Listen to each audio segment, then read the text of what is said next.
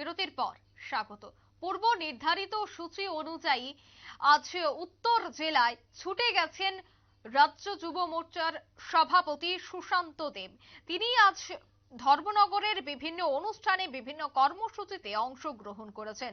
প্রথমে দেখা গেছে কদমতলা মণ্ডল যুব মোর্চার উদ্যোগে আয়োজিত যুব সমাবেশে যোগ দেন কদমতলা স্কুল মাঠে।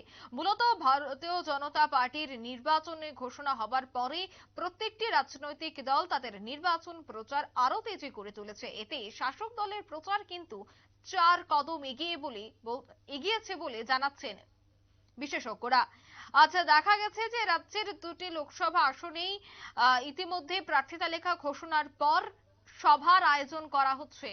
তৎসঙ্গে উত্তর ত্রিপুরার ধর্মনগর মহকুমায়ও আজ বিভিন্ন অনুষ্ঠানের আয়োজন করা হয়েছে। যোগদান সভা সহ বিভিন্ন সাংগঠনিক বৈঠকের আয়োজন করা হয়েছে, যেখানে উপস্থিত ছিলেন যুব মোর্চার সভাপতি সুশান্ত দেব।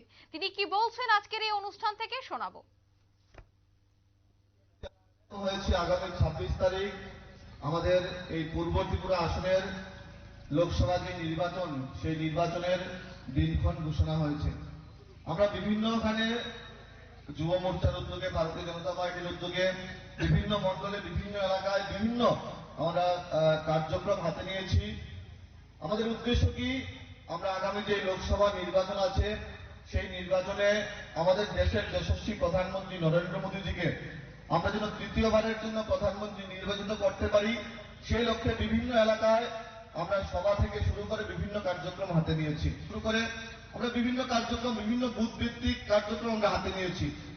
মোদীজিকে যেন আমরা আরো বেশি পরিমাণ ভোট দিয়ে আমরা আগামী লোকসভা নির্বাচনে আমরা ওনাকে যেন প্রধানমন্ত্রী আসনে বসাতে পারি, সেই লক্ষ্যে এই রাজ্যের প্রত্যেকটা বিধানসভাতে যুব মোর্চার কার্যক্রম চলছে।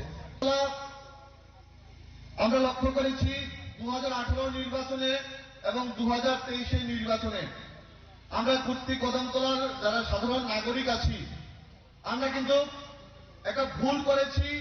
আমরা ভারতীয় জনতা পার্টির প্রার্থীকে আমরা এই এলাকা থেকে জিতাতে পারিনি। আমরা যেই ভুলটা 23 এবং 18 করেছি, সেই ভুলটার পুনরাবৃত্তি যেন 2024 লোকসভা নির্বাচনে না হয়, সে আশা প্রত্যাশাটুকু আপনাদের সকলের কাছে থাকবে। এখানে অনেকাংশে সংখ্যালঘু সম্প্রদায়ের মানুষ বসবাস করে। অনেকে বলে থাকে সংখ্যালঘুরা ভারতীয় জনতা পার্টিকে ভোট দেয় না, কিন্তু আমি যে বিধানসভা থেকে বিধায়ক হিসাবে নির্বাচিত হয়েছি, বিশালগড় বিধানসভায় 19 থেকে 20,000 সংখ্যালঘু ভোটার আছে। আপনারা শুনলেন সুশান্ত দেবের বক্তব্য। তিনি মূলত কর্মী সমর্থকদের উজ্জীবিত করতে একাধিক বক্তব্য রেখেছেন এবং তিনি বলছেন যে কিভাবে দলকে, সংগঠনকে মজবুত করা যায়, তার জন্য কিভাবে প্রত্যেককে এগিয়ে আসতে হবে, বিশেষ করে যারা কর্মী সমর্থকরা রয়েছেন তাদেরকে কি কি করণীয়, কি কি করতে হবে, প্রত্যেকটা বিষয় নিয়ে কিন্তু আজ বক্তব্য রাখতে গিয়ে তুলে ধরেছেন সুশান্ত দেব। নিয়ে নিচ্ছে ছোট্ট একটি বিজ্ঞাপন বিরতি, সঙ্গে থাকুন।